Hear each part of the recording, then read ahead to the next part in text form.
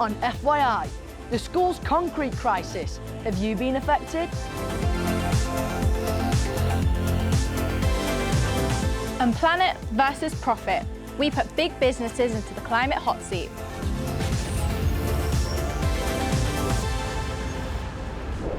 Hello, this is FYI, the weekly news show where we bring you all the latest info on all the top stories. So the summer holidays are over, and this means most of us will have gone back to school this week. But for some teachers and pupils, this hasn't been the case because of safety concerns over their school buildings.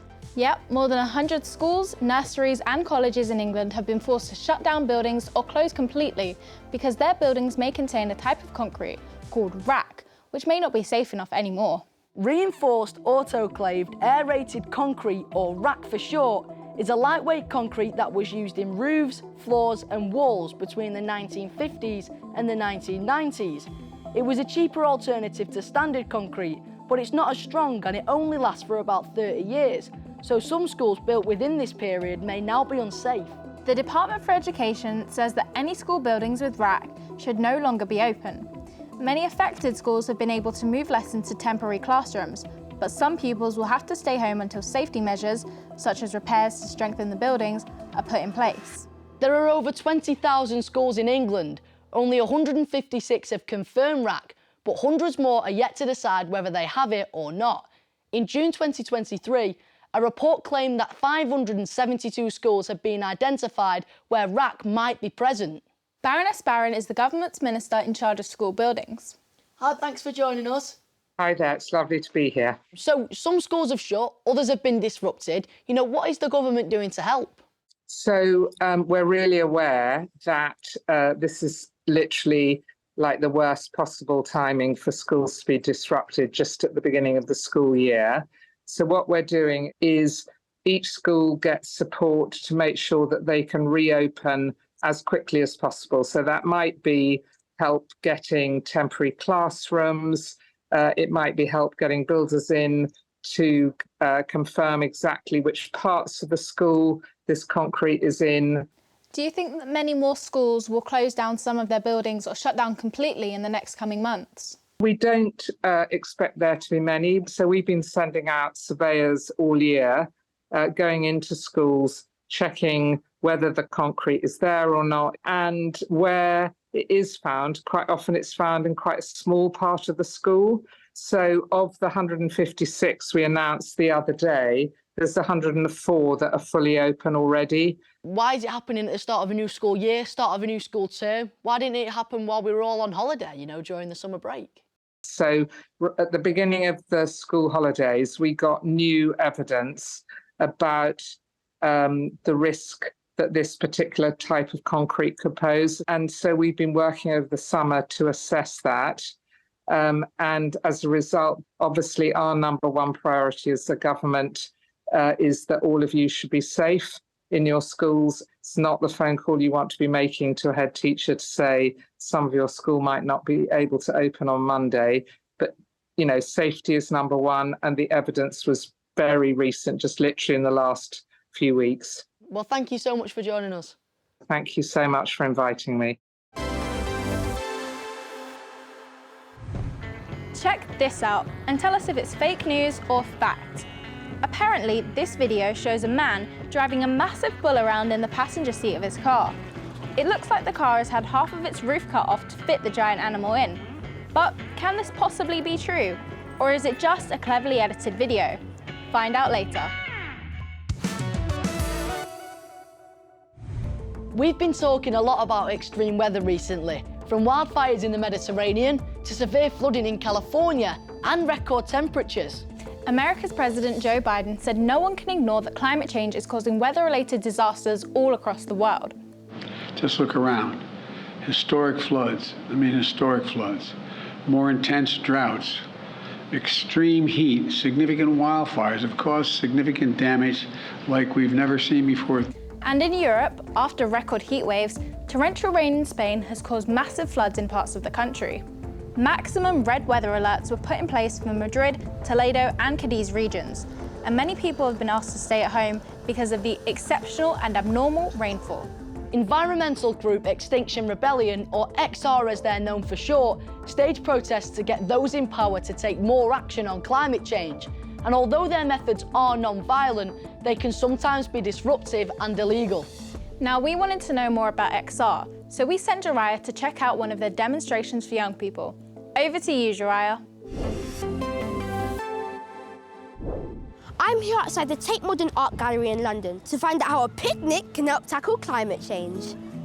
Extinction Rebellion families hold these kinds of peaceful protests to raise awareness about the dangers of climate change and to urge those in power to do more to protect our environment for future generations. Everyone's welcome, especially kids, so I want to chat to some of the young activists involved. I want people to notice what we're doing and then actually make a change, and then the group will grow until finally the people in charge will notice, and then we can have a better future. What are your hopes for the future? My hopes for the future are that the world becomes a better place. I hope that it makes more people want to join and help. All you need to do is just believe in yourself and just remember that no matter what you're doing to help, it always just helps.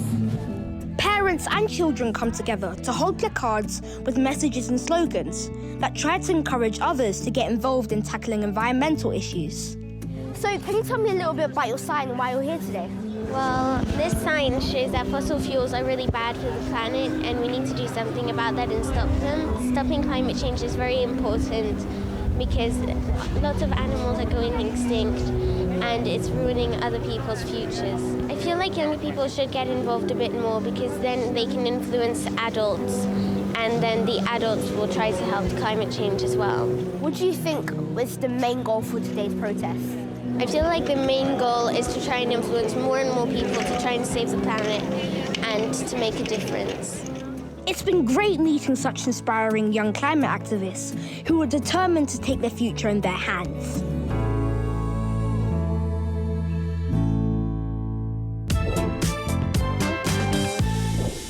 If you have a story or want to report for FYI, get in touch via our webpage. Or even better, get your teacher to set up an FYI news club at your school. Members get a chance to report for us and we'll even help you film your story. You can watch and discuss all the latest episodes and get on the programme with your views and reports. To find out more, head to first.news/FYI. So, who's to blame for climate change? How much is down to big businesses? Over the next month, we'll be putting some of the UK's top companies into the climate hot seat. Including the boss of the national grid, responsible for delivering electricity and gas to homes and businesses across the UK.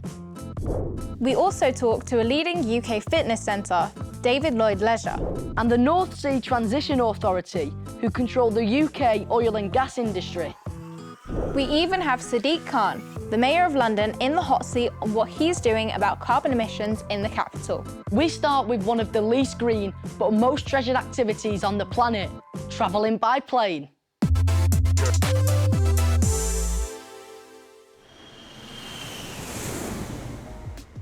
The aviation industry has opened up the world, connecting people and cultures like never before.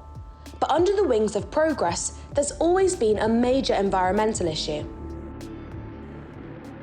Aviation is the cause of 2 to 3% of the world's total carbon dioxide emissions. Fossil fuels burned by aircraft engines release greenhouse gases contributing to global warming and climate disruption. But there's still time for change. Airlines like EasyJet say they appreciate their responsibility in shaping the future. I put David Morgan, EasyJet's Chief Operating Officer, in the FYI hot seat to see exactly what is being done. UK airlines like yours have announced that they're committed to reaching net zero by 2050. How confident are you that airlines are going to be able to pull this off? Well, we have to do it. We committed to joining Race to Zero, which means that we've signed up for a net zero roadmap. And importantly, that roadmap must follow science-based targets. And it begins today by replacing older generation aircraft with newer generation aircraft. And in the same way, if you go and buy a modern car today, it'll be much more fuel efficient and therefore carbon friendly. Our newest aircraft are 15% more fuel efficient than the old ones. Flying currently relies heavily on a fuel called kerosene, which comes from fossil fuels. Because planes need a huge amount of energy to take off and stay in the air, flying is one of the most polluting ways to travel. Just one long-haul round-trip flight can create more emissions per person than anything else you might do in a whole year.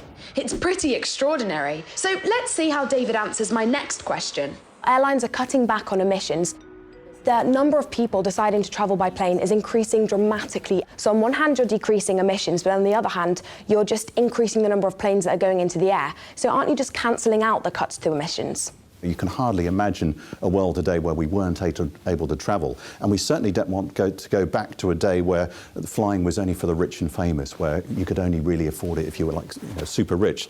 So flying is not the enemy here. EasyJet plans in 2050 to have net zero emissions. So it doesn't matter whether we fly 10 million, 100 million, because we will be net zero emissions at that point. Current emissions produced by planes, especially carbon dioxide and nitrogen oxides, remain in the atmosphere, trapping heat and intensifying the greenhouse effect. To combat this, airlines will need to change from fossil fuels to biofuels based on plants, or to a gas called hydrogen. It's time to grill David on this matter.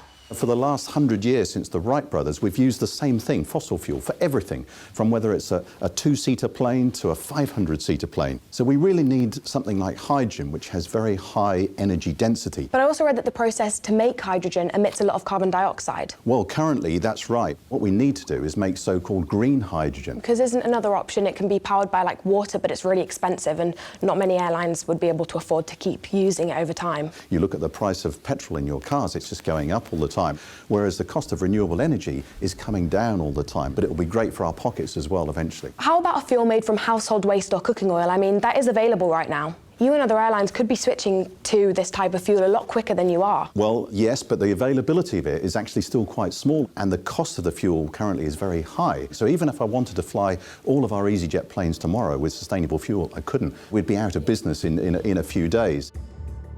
It's clear that sustainable aviation fuel, or SAF, and hydrogen are showing promise as solutions to the issue. But SAF currently costs 2 to 4 times as much as regular fuel, and hydrogen planes are still in development. This means the aviation industry will have a huge battle on its hands to reach net zero on time. More money and even more action is still needed to lessen the aviation industry's effect on the planet. We've been talking about these issues for ages, so why haven't we done something sooner? I think that a lot of industries are guilty of leaving it perhaps longer than we should have done. And in fact, I really want to beat the pathway and get to the objective earlier than 2050. Believe it or not, this is a photo of a fish's face. It's actually a stargazer fish, which has buried itself in the sandy floor of the Mediterranean. It's among several to be highly commended in this year's Wildlife Photographer of the Year award at the Natural History Museum. This stunning photo shows a mason bee building the roof of its nest, while memorising landmarks around it so it's able to find the nest again. The photographer gradually moved his camera gear towards the nest each time it flew away, and after 2 hours, the bee was using the equipment as a landmark. Cool. And finally, what about this amazing image? It shows a young female macaque, a type of monkey, taking a ride on a deer's back. It looks kind of fake, but actually, on the Japanese island of Yakushima, where it was taken, several monkeys seem to enjoy the ride. Talking of taking a ride, did you think this video of a cool cruising cow was fake news or fact? Well, it's a fact. Police in Nebraska in America pulled the car over for having the huge bull called Howdy Doody standing in the passenger seat. The driver had cut off half the roof to fit the giant animal in, which he normally drives in processions at shows. He was given a warning by the police not to drive on a main road and ordered to take Howdy Doody home.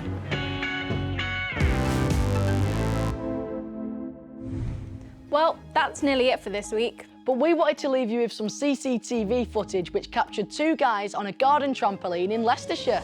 Not children, but badgers having a blast. How cute is that? See you next time. Bye. Bye.